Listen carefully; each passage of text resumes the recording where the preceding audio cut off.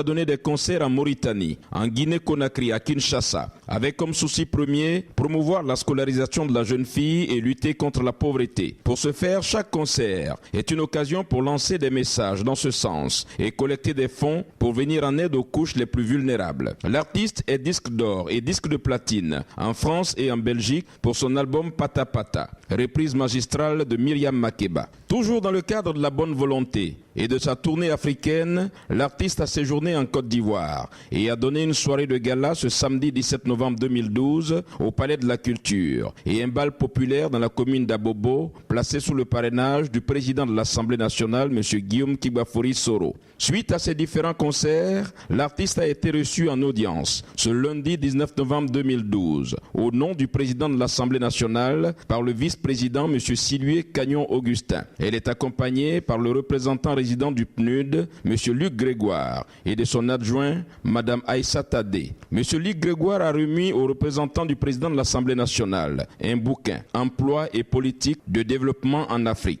L'artiste, quant à elle, a remis son dernier CD dédicacé avant de recevoir la somme de 5 millions de francs CFA des mains du vice-président au nom du président de l'Assemblée nationale pour soutenir les bonnes actions et la bonne volonté. Voici ses impressions à sa sortie d'audience. Je suis à la fois très fière et honorée d'avoir été reçue au nom du président de l'Assemblée nationale par le vice-président de l'Assemblée nationale. Et comme vous le savez, nous sommes ici en Côte d'Ivoire dans le cadre de ma tournée africaine dénommée African Tour, dont l'objectif va au-delà d'un aspect culturel. L'objectif est, en dehors de cet aspect culturel, d'échange entre mes fans et moi pour partager ma musique, de sensibiliser les populations sur les thèmes qui tournent autour des objectifs du millénaire pour le développement. Donc notamment la lutte contre la pauvreté, l'éducation des filles, la santé et surtout dans le cadre lancer des messages surtout sur notre thème qui est retenu pour le cas spécifique de la Côte d'Ivoire, à savoir la paix et la réconciliation nationale. Le vice-président de l'Assemblée et moi-même, accompagné du représentant du PNUD et de son adjointe, Mme Aïssa Tadé, avons beaucoup échangé sur tous ces thèmes-là, de sorte à davantage nous unir pour véhiculer ces messages et les inculquer davantage à la population et aux jeunes. Mais vous savez, la musique est le meilleur vecteur de communication et je pense aujourd'hui que c'est à travers la musique que nous pouvons nous pencher, c'est à travers la musique que nous pouvons passer pour véhiculer des messages forts.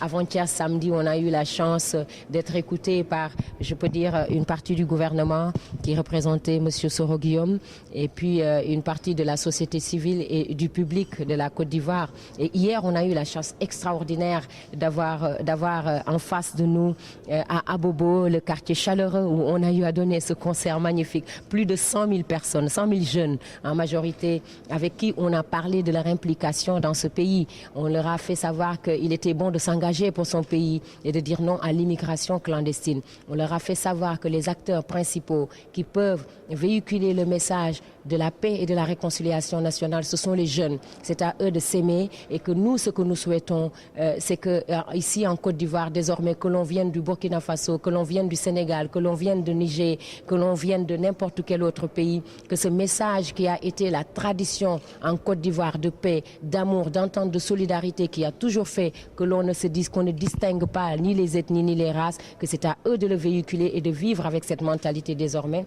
Et on a eu la chance d'avoir des jeunes qui ont beaucoup répondu à cet appel, qui l'ont retenu, qui l'ont bien accepté. On se sent très très flatté que ça puisse être bien passé. Vous êtes convaincu que ce message a été bien perçu par ces 100 000 jeunes présents hier à Bobo? Fallait voir ces jeunes-là, ne serait-ce que leurs actions, ne serait-ce que leurs cris de joie, ne serait-ce que leurs cris de, comment dirais-je, d'acceptation qui nous prouvent qu'ils acceptent nos messages, nous prouvent qu'ils nous ont écoutés. On a parlé de l'éducation sur place pour faire parler, pour faire comprendre aux parents que les filles doivent aller à l'école parce que c'est en ayant des filles bien éduquées, bien instruites, qui vont à l'école, qui vont au-delà, qui obtiennent des diplômes que nous pouvons nous retrouver avec des dames comme madame qui ont quelque chose dans la tête, qui peuvent faire partie des femmes qui sont dans les instances de décision. On a parlé de la santé maternelle, on a parlé de tous ces thèmes qui tournent autour de la lutte contre la pauvreté, de l'emploi des jeunes, du fait qu'il est important que nos pouvoirs puissent faire de sorte à ce que les jeunes puissent trouver du travail après leurs études, mais que les jeunes aussi sachent que pour travailler, pour réussir dans la vie, il faut travailler dur, il faut continuer ses études, trimer pour pouvoir faire partie des personnes qui décident. Attendre à nos actions comme ça en Côte d'Ivoire? Ben oui, on est ouvert, c'est ce que je souhaite, c'est mon honneur, c'est ma fierté. On a été déjà en 2007 en pleine guerre à Bouaké où le message est très passé et c'est parce que le message est bien passé que cette année on a eu la chance de revenir aux côtés du PNUD dont j'ai la fierté d'être l'ambassadeur de bonne volonté. On souhaite que cette action soit annuelle, chaque année, comme on a eu à le faire dans tous les pays d'Afrique. Moi, en tout cas, je me sens, en tant que Sénégalaise, je dirais africaine, à la fois très honorée et fière de pouvoir contribuer à solidifier la relation amicale et fraternelle qui lie le Sénégal et la Côte d'Ivoire.